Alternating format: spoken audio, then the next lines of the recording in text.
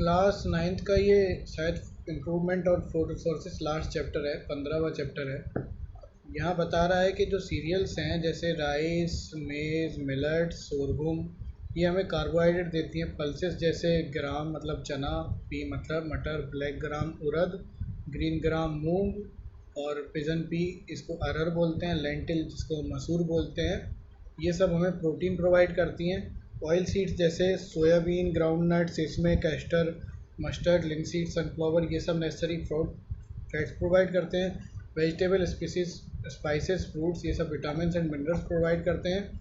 और इनके अलावा फॉडर क्रॉप भी होती हैं जो कि बरसीम, ओट्स, फॉडर क्रॉप जैसे बरसीम, ओट्स, सुडान ग्रास। यहाँ पे बताया गया है कि खरीफ सीजन जो है वो जून से अक्टूबर तक चलता है और राबी सीजन जो है वो नवंबर से अप्रैल में चलता है। ठीक है। खरीफ क्रॉप्स बताया गया है पैडी, सोयाबीन, पिजन पी, मेज, cotton, green gram, black gram, ये सब जैसे मसूर और ब्लैक ग्राम मसूर और ग्रीन ग्राम जो कि मूंग, ये सब खरीफ क्रॉप्स हैं। कॉटन है, मेज है, मक्का, धान है, सोयाबीन है और पिजन पी है, ये सारे खरीफ सीजन में उगाए जाते हैं। पीज, मस्टर्ड, लिंसीड, ये सब वीट ग्राम, ये सब राबी क्रॉप्स हैं।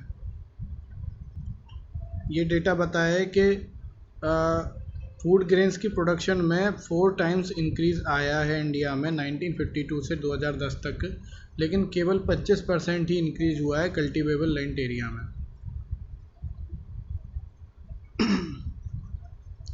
अब हमें फसल से गुड यील्ड चाहिए होती है।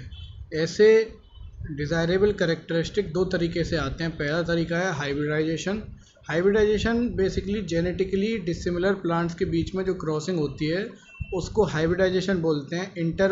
इंटर वेरिएटल भी होता है, मतलब डिफरेंट वेराइटीज़ के बीच में, इंटर स्पेसिफिक मतलब डिफरेंट स्पीसीज़ के बीच में, और इंटर जेनेरिक मतलब डिफरेंट जेनरा के बीच में ये हाइब्रिडाइजेशन हो सकता है।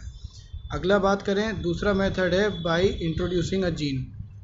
ऐसे जीन को इंट्रोड्यूस करो जो डिज़ायर्ड कैरेक्टरिस्टिक ले सके, result in genetically modified crops.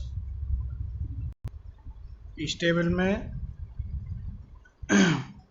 Air, water, soil, इनसे जो न्यूट्रिएंट्स मिलते हैं, एयर से कार्बन एंड ऑक्सीजन मिलता है, वाटर से हाइड्रोजन एंड ऑक्सीजन मिलता है, सॉइल से कुछ मैक्रो न्यूट्रिएंट्स मिलते हैं, कुछ मैक्रो न्यूट्रिएंट्स में आते हैं nitrogen, phosphorus, potassium, calcium, magnesium, sulphur. Macro nutrients में आते हैं nitrogen, phosphorus, potassium, calcium, magnesium, sulphur. और माइक्रो न्यूट्रिएंट्स में आते हैं iron, manganese, boron, zinc, copper, molybdenum, chlorine. ठीक है। तो माइक्रो न्यूट्रिएंट्स में नाइट्रोजन जो बहुत ज़्यादा क्वांटिटीज़ में है, फास्फोरस, पोटेशियम, कैल्शियम, मैग्नीशियम और सल्फर। माइक्रो न्यूट्रिएंट्स में है iron, manganese, boron, zinc, copper, molybdenum and chlorine. यहाँ पे मैन्यूअर जो होता है, मैन्यूअर को दो तरह से क्लासिफाई किया है, compost and vermi compost and green manure. Vermi compost में क्या आता है, काऊ डंग, जो वेजिटेबल वेस्ट, ये सब होता है ना, ये डिकम्पोज हो जाता है, गड्ढों में डाल दिए जाते हैं फॉर कंपोस्टिंग, और यहाँ से ये कंपोस्ट अर्थवॉर्म्स बनाती हैं और इसको वर्मी कंपोस्ट बोलते हैं। नेक्स्ट है ग्रीन मैन्यूअर। ग्रीन मैन्यूअर मतलब प्लांट्स उगाने से पहले, जैसे सन हेम्प और गुआर ऐसे प्लांट्स हैं जो कि ग्रो कर दिए जाते हैं, उसके बाद प्लोइंग से मल्च कर दिए जाते हैं। और इनसे होता क्या है कि ये ग्रीन प्लांट्स जो होते हैं वो सोइल में जाके ग्रीन मैन्यूर की तरह काम करते हैं, जो कि सोइल को नाइट्रोजन और फास्फोरस में इनरिच करते हैं। तो ऐसे प्लांट्स हैं कौन से, सन हेम्प और गुआर। सन हेम्प या फिर गुआर इनको बोलते हैं। फर्टिलाइज़र्स के बारे में बताया गया है। फर्टिलाइज़र्स नाइट्रोजन, फास्फोरस, पोटेशियम्स देते हैं। वेजिटेटिव ग्रोथ के लिए होता है, हेल्दी प्लांट्स। ठीक है। हाई कॉस्ट फार्मिंग में ये फर्टिलाइज़र्स यूज होता है। ओके।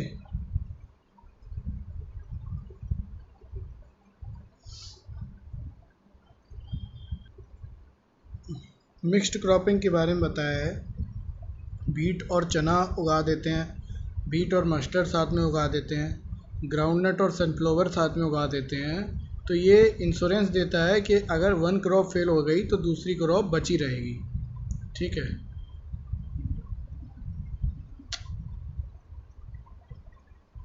यहाँ देखो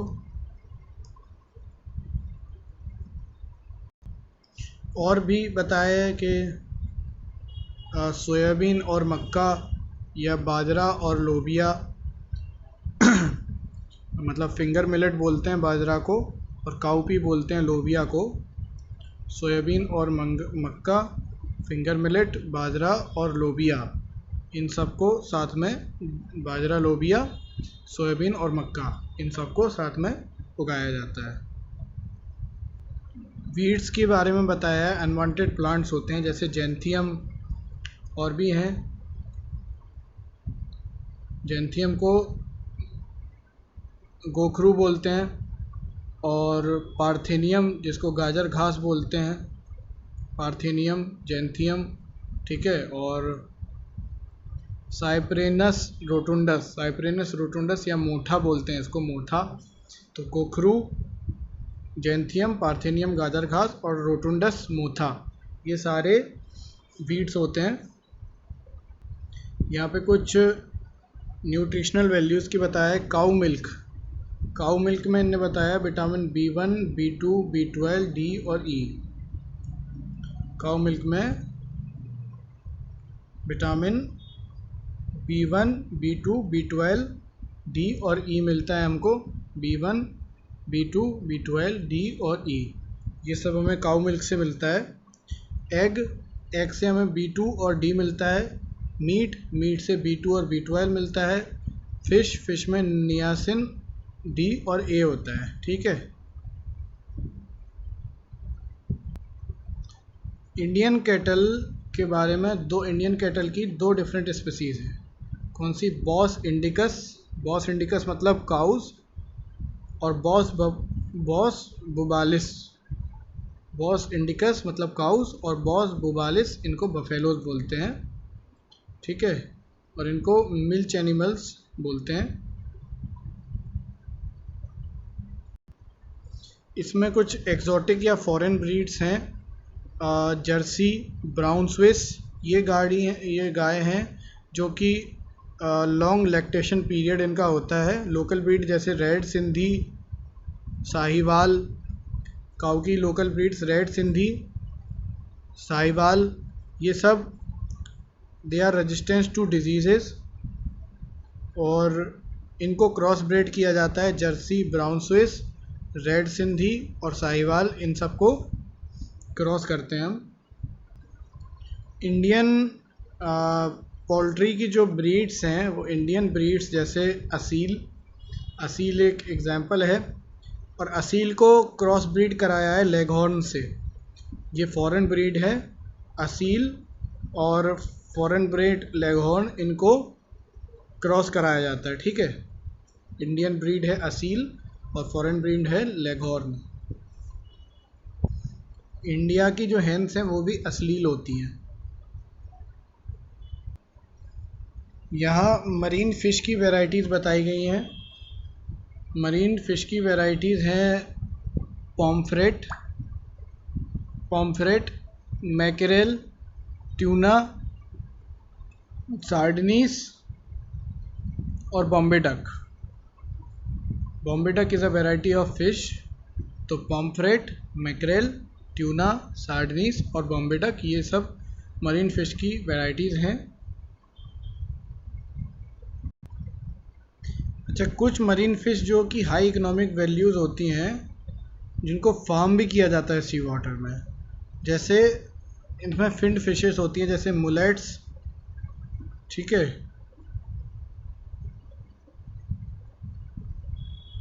मुलेट्स और वेटकी, और एंड पर्ल स्पॉट्स, और सेलफिश जैसे prawns is a shellfish. Okay. और मूसेल्स, ऑयस्टर्स। देखो फिन्ड फिशेस की वैरायटीज़ कौन सी हैं? मुलेट्स भेटकी और पर्ल स्पॉट्स। फिन्ड फिशेस की वैरायटी है मुलेट्स, भेटकी और पर्ल स्पॉट। एंड शेलफिश की जो वैरायटीज़ हैं वो हैं प्रॉन्स, मूसेल्स, ऑयस्टर्स, ठीक है, और सीवीड। शेलफिश की जो वैराइटीज़ हैं प्रॉन्स, मूसेल्स, ऑयस्टर्स और सीवीड। ऑयस्टर्स जो हैं वो पर्ल्स बनाने के लिए भी कल्टीवेट किए जाते हैं। यहाँ पे बताया गया है प्रॉन की जो वैराइटीज़ हैं। फ्रेश वाटर प्रॉन है मैक्रोबार्चियम रोसेनबर्गी, मैक्रोबार्चियम रोसेनबर्गी ये फ्रेश वाटर प्रॉन है। और पीनस मोंडोन ये मरीन प्रॉन है। Penaeus monodon this is a marine prawn. तो जो सी वाटर में मरीन फिश को कल्टीवेट किया जाता है, फार्म किया जाता है, जो ज़्यादा फिश की जो डिमांड है वो मरीन फिश को जो फार्म किया जाता है सी वाटर में उससे ही हो सकती है। और इस मरीन फिश को जो फार्म किया जाता है सी वाटर में, इस प्रैक्टिस को मैरीकल्चर बोलते हैं। क्या बोलते हैं? मैरीकल्चर। यहाँ देखो इनलैंड फिशरीज़ की बात करें, मरीन फिशरीज़ की देख चुके हैं। Inland fisheries fresh water resources जैसे कैनाल, पॉन्ड, रिजर्वियर, रिवर इनमें होती है।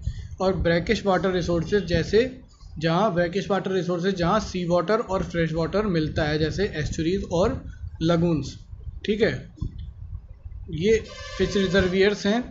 और इनलैंड वाटर बॉडीज़ में यील्ड बहुत ज़्यादा हाई नहीं होती है और मोस्ट ज़्यादा फिश प्रोडक्शन है इन रिसोर्सेज से एक्वाकल्चर के थ्रू होता है। फिश कल्चर जो होता है कई बार राइस क्रॉप के कॉम्बिनेशन में होता है। जो पैडी फील्ड में वाटर होता है वहाँ फिशेस रखी जाती हैं। कंपोजिट फिश कल्चर सिस्टम से इंटेंसिव फिश फार्मिंग करी जा सकती है, जहाँ दोनों लोकल और इम्पोर्टेड फिश रखी जाती हैं। ऐसे सिस्टम्स में लगभग 4 से 5 वैरायटीज़ फिश की रखी जाती हैं और 5 से 6 वैरायटीज़ स्पीसीज ऐसे सिलेक्ट करी जाती हैं कि they do not compete for the food. मतलब सारे पार्ट्स में पॉन्ड के फूड जो अवेलेबल है वो यूज़ कर सके। जैसे एक फ़िश है जिसको बोलते हैं काटलास। सरफेस फीडर फिश है। काटलास जो है वो सरफेस फीडर फिश है। और रोहुस जो है वो मिडिल जोन में रहती है। मृगाल और कॉमन कार्प्स ये बॉटम में रहते हैं। और जो ग्रास कार्प्स हैं ये वीड्स फीड करते हैं, ठीक है। तो फिश ईल्ड पॉन्ड से बनी रहती है इससे, क्योंकि फूड में कंपटीशन नहीं होता है, नहीं पता पड़ा एक दूसरे को ही खा जाएंगी। तो यहाँ याद करने काटलास, तो सरफेस को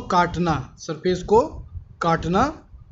और रोहू मिडिल जोन में रहते हैं, रोहू बीच में रहता है, बीच में रोहू, ठीक है। मृगाल और कॉमन कार्प्स ये बॉटम में रहते हैं, मृगाल और कॉमन कार्प्स, ठीक है।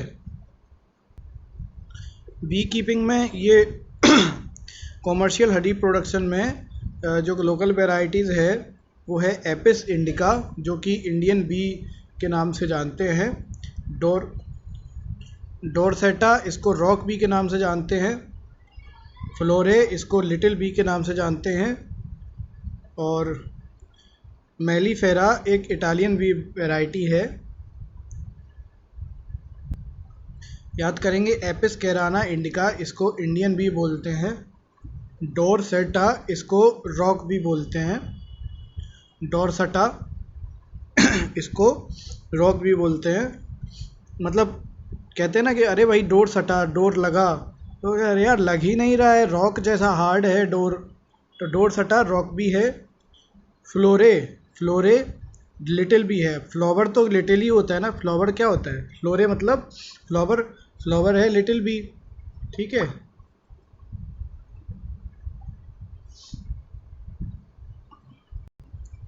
अगली है मेलीफेरा, जो कि इटालियन बी वैरायटी है मेलीफेरा, ठीक है, याद रखना।